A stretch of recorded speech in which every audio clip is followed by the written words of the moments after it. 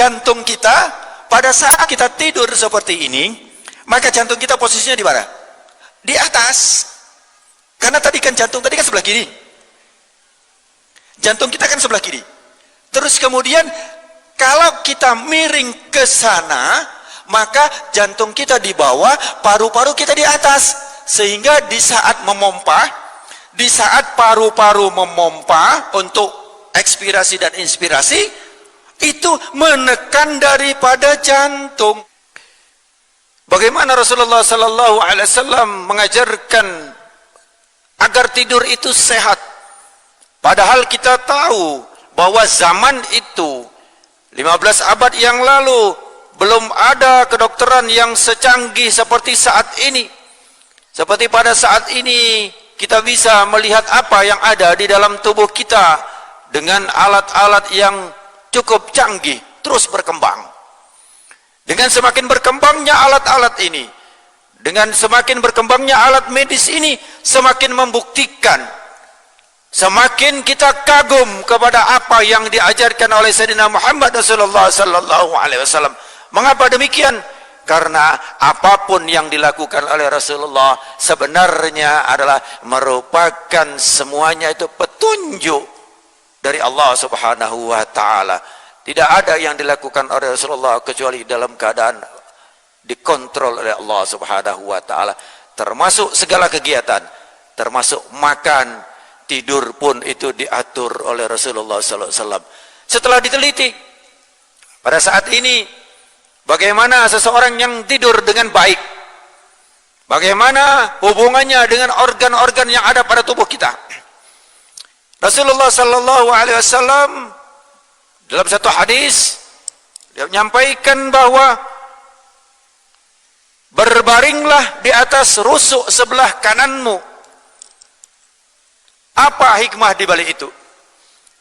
Sampaikan oleh hadis riwayat Bukhari nomor 247 dan Imam Muslim nomor 2710. Ini beliau melakukan tidur dengan cara rusuk sebelah kanan berada di bawah. Sebelum kita praktekkan bagaimana cara tidur Rasulullah, insya Allah saya akan praktekkan di sini bagaimana tidur beliau.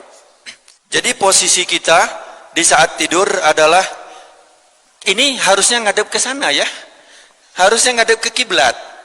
Ya, tapi karena saya harus ke sana, ya, sebenarnya ngapunten, saya terbalik dulu sebentar. Karena sananya kiblat ya, berarti harusnya begini.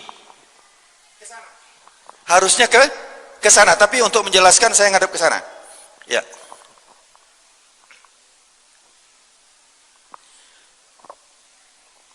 Anggap sana kiblat. Ya, kita contohkan sana kiblat. Jadi tidurnya kenapa miring ke kanan? Pada posisi miring ke kanan, kita perhatikan dulu paru-paru sama jantung. Kalau otak saya nggak kupas, nanti lebih rumit lagi. Untuk kenapa orang tidur itu bisa fresh, orang tidur itu bisa nikmat, orang tidur itu bisa kembali pulih, tidak capek, karena otak kiri itu bekerja lebih berat dibandingkan dengan otak kanan. Karena berpikir otak kiri itu menghitung jarak, mengukur, itu macam-macam, itu sebelah kiri. Sehingga posisi kita tidur seperti ini, saya contohkan dulu ya. Jadi kita tidur, tangan ini diletakkan di pipi, ya, tangan diletakkan di pipi di sini. Kemudian kenapa kita miring ke kanan? Nah, satu otak kita yang sebelah kiri itu berada di atas, sehingga tidak ditekan oleh otak yang sebelah kanan, sehingga dia lebih enteng nanti selama proses daripada tidur itu.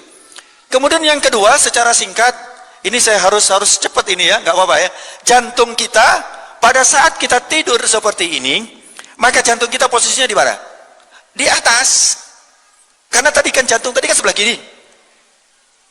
Jantung kita kan sebelah kiri. Terus kemudian kalau kita miring ke sana, maka jantung kita di bawah, paru-paru kita di atas. Sehingga di saat memompa, di saat paru-paru memompa untuk ekspirasi dan inspirasi, itu menekan daripada jantung. Kenapa? Karena dia berada di sini. Bisa dipahami? Nah, jantung pun dia memompa yang 70 kali per menit itu juga terhambat. Kenapa? Karena ada yang membebani. Saya ulangi lagi, jantung yang berada di bawah, kalau dia memompa, apabila di atasnya ada beban yang juga memompa, maka jantung lebih berat untuk mensuplai daripada kebutuhan kita yang ada di seluruh ini. Sebaliknya, kalau berada di atas, ini paru-paru 1, 2, 3, ini jadi bantalan buat jantung, sehingga jantung mompanya lebih rileks, lebih mudah. Kemudian paru-paru juga. Nah, di saat tidur itu pernafasan kita turun. Tidak 16, 12, 14, ya tidak sampai 20. Turun. Kenapa? Karena ini tadi. Subhanallah. Rasulullah ajarkan seperti ini, padahal Rasulullah tidak mengenal anatomi.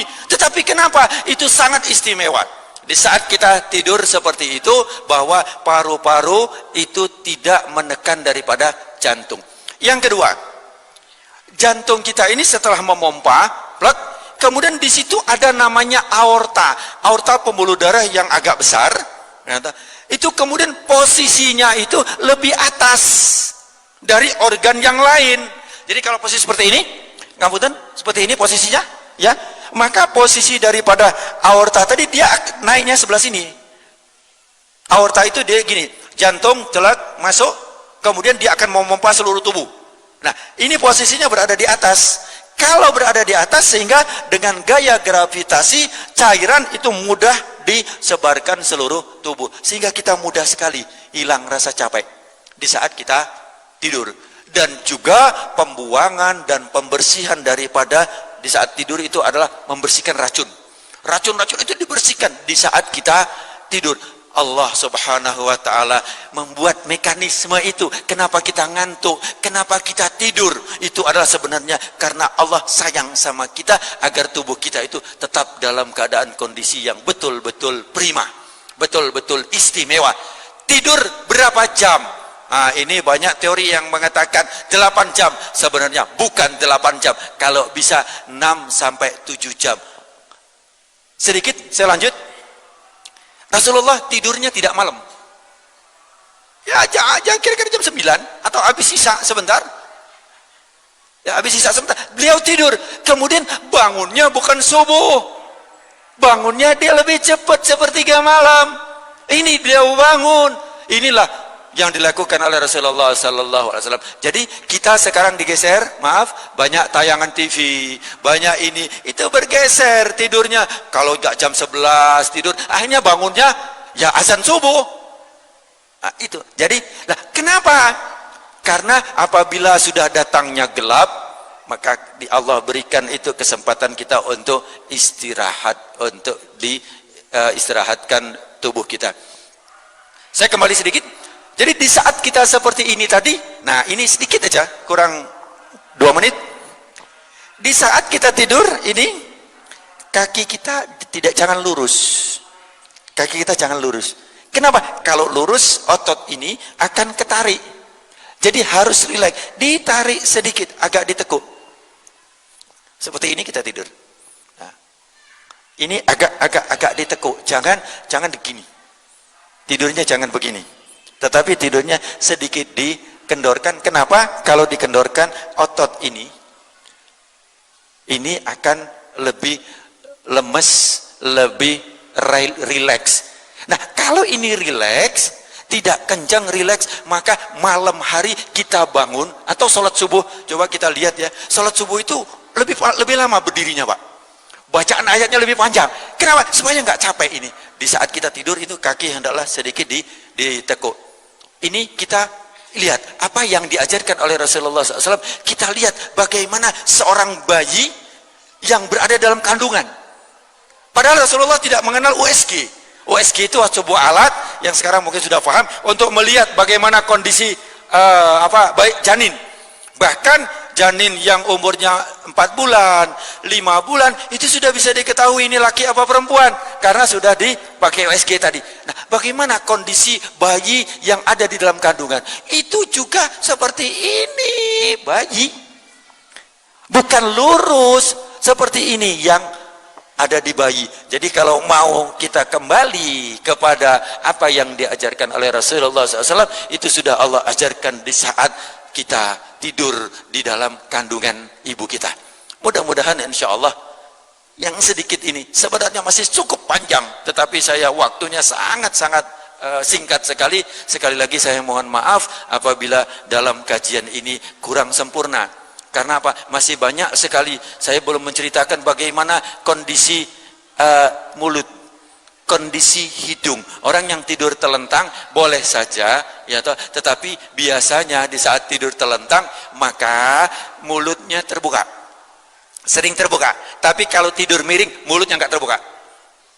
Jadi kalau kita tidur telentang begini, telentang begini, maka mulut kita terbuka, sehingga pernafasan tidak melalui hidung, pernapasan melalui mulut.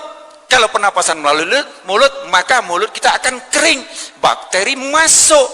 Kita harus tahu berapa jumlah bakteri yang akan masuk ke dalam hidung kita per hari. 40 miliar yang masuk partikel ke dalam hidung kita. Allah Subhanahu wa taala siapkan bulu hidung. Allah Subhanahu wa taala siapkan lendir yang ada di sini. Allah Subhanahu wa taala siapkan tonjolan-tonjolan yang ada di hidung. Allah persiapkan di dalam sini ada sebuah kipas yang untuk membersihkan, di mana kecepatan daripada kipas ini 20 kali per detik. Subhanallah. Maha suci engkau ya Allah. Subhanallah, subhanallah, subhanallah. Sehingga kita diajarkan oleh Rasulullah SAW, di saat kita setelah sholat jangan lupa bertasbih dengan mengucapkan subhanallah. Tapi jangan cepat-cepat. Kadang-kadang cepat-cepat macam subhanallah itu pelan-pelan saja, tetapi yang berkualitas. Subhanallah, subhanallah, subhanallah. Mudah-mudahan insya Allah ini yang bisa saya sampaikan, mudah-mudahan bermanfaat buat kita semua. Amin Allahumma amin. Al-Fatihah.